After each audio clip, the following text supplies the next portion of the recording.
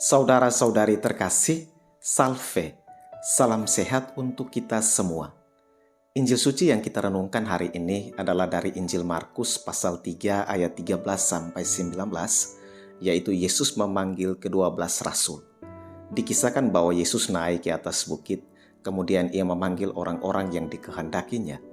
Yesus menetapkan 12 orang untuk menyertai dia, untuk diutus memberitakan Injil dan memberikan mereka kuasa untuk mengusir setan. 12 orang yang ditetapkan Yesus itu adalah Simon atau yang biasa disebut Petrus, Yakobus dan Yohanes anak Zebedeus, Andreas, Filipus, Bartolomeus, Matius, Thomas, Yakobus anak Alfeus, Tadeus, Simon orang Selot, dan Yudas Iskariot yang mengkhianati Yesus. Dari kisah ini mungkin kita bertanya, kenapa kok Yesus memilih 12 rasul? Kenapa kok Yesus memilih orang yang pada akhirnya mengkhianati dia? Mungkinkah Yesus anak Allah salah memilih orang menjadi rasulnya? Dari hasil refleksi saya, ada beberapa hal penting yang hendak saya bagikan pada kesempatan ini. Yang pertama, Allah tidak ingin bekerja sendiri. Allah selalu bekerja sama dalam segala sesuatu, baik dengan putranya maupun dengan Roh Kudus. Yesus memanggil dan menetapkan ke-12 orang menjadi rasulnya, mau menunjukkan bahwa Allah ingin melibatkan manusia dalam pekerjaannya. Allah ingin melibatkan manusia dalam karyanya. Allah yang hadir dalam diri Yesus ingin bekerja sama dengan manusia. Allah tidak menginginkan manusia hanya tinggal diam, berpangku tangan, dan tinggal tunggu hasilnya. Allah tidak menginginkan manusia menyimpan anugerahnya itu menjadi milik pribadi. Anugerah itu mesti diwartakan sampai kepada manusia lainnya. Allah mau bekerja sama dengan manusia karena Allah ingin melibatkan manusia dalam proyeknya yang agung, yang mulia, yaitu proyek keselamatan. Tentu saja, Allah bisa saja bekerja sendiri untuk proyek keselamatannya tanpa melibatkan manusia. Namun, Allah yang kita imani bukanlah Allah yang demikian egois. Allah kita bukanlah Allah yang egois, bukanlah Allah yang ingat diri, bukanlah Allah yang menutup diri dengan manusia. Allah kita adalah Allah yang merendahkan diri, mau menjadi sama seperti kita, mau bekerja sama dengan manusia. Untuk itu, Yesus butuh orang untuk menyertai dia. Yesus butuh para rasul untuk bisa menemani, bisa membantu dan menolongnya dalam proyek memberitakan Injil. Tentu saja, proyek memberitakan Injil ini adalah proyek Allah. Kalau proyek Allah, maka sudah pasti memenuhi kehendak Allah. Yesus sadar bahwa pekerjaan mewartakan Injil bukanlah pekerjaan yang mudah dan gampang.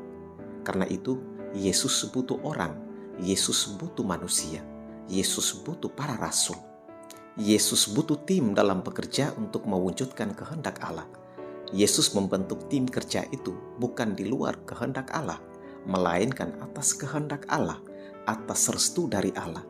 Kalau Allah saja menginginkan kerjasama dengan kita, mengapa kita enggan untuk bekerja sama dengan orang lain? Mengapa kita lebih suka bekerja sendiri?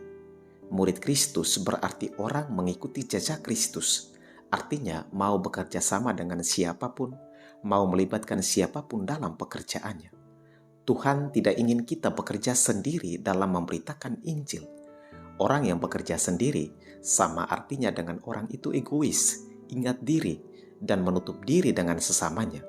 Sebagai murid Kristus, kita dituntut untuk memiliki semangat kerjasama dengan siapapun. Saudara-saudari terkasih, yang kedua, Allah tidak salah memilih orang. Allah tidak salah memilih rasul. Salah satu dari ke-12 orang yang ditetapkan Yesus menjadi rasulnya, itulah yang kemudian mengkhianati Yesus. Mungkinkah Yesus salah memilih orang yang kemudian mengkhianatinya? Allah yang hadir dalam diri Yesus Kristus sudah pasti tidak salah memilih orang, sudah pasti tidak salah memilih rasul. Yesus tidak salah memilih rasul untuk bekerja dalam proyek Allah.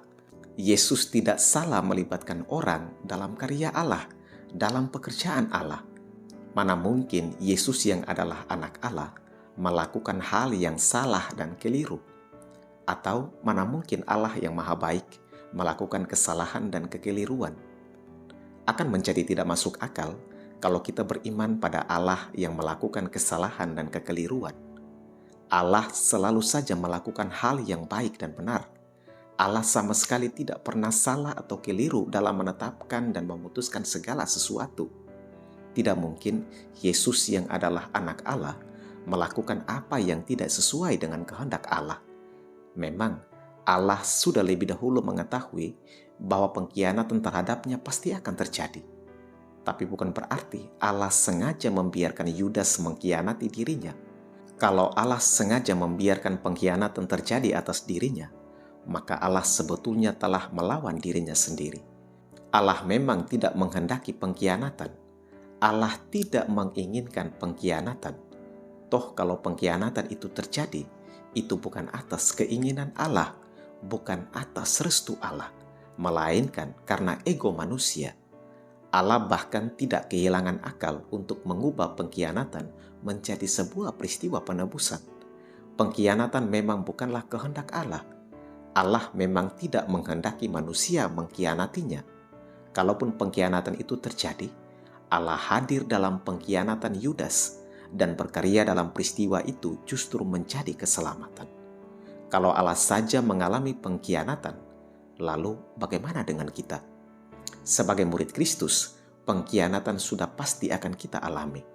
Jika Anda dikhianati, teruslah berbuat baik, teruslah mengasihi. Tuhan tidak ingin kita sibuk untuk menyingkirkan orang yang telah mengkhianati kita. Kita mungkin ingin cepat mengubah keadaan. Siapapun yang telah mengkhianati kita, tidak usah kita persalahkan dia. Tidak usah kita persalahkan keadaan dan kondisi. Tidak usah kita persalahkan Tuhan. Kondisi atau keadaan apapun yang sedang kita hadapi, kita diharapkan untuk tetaplah berbuah. Walaupun kita hidup di tengah pengkhianatan, jangan pernah berhenti untuk berbuah.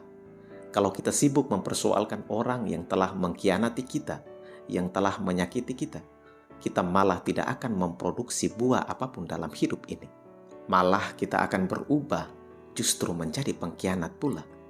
Jadi, tetaplah berbuah meski mengalami pengkhianatan, entah itu dari orang terdekat kita, entah itu dari sahabat kita, entah itu dari pasangan kita. Tuhan memberkati kita semua.